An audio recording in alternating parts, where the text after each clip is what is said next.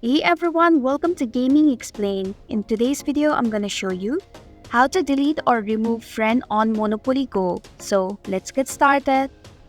Begin by launching your Monopoly Go game. Then tap on the friends option at the bottom right corner of your screen. Now tap on leaderboard option. Select friends option which is on the leaderboard. Now select the friend that you would like to remove or delete.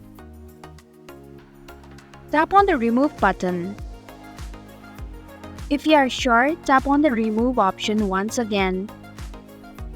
And this is how you can delete or remove friend on Monopoly Go. Thanks for watching Gaming Explain. If you like this video, hit the like button and drop a comment with any questions or feedback. If you are new, subscribe and click the bell icon to stay updated on the future videos.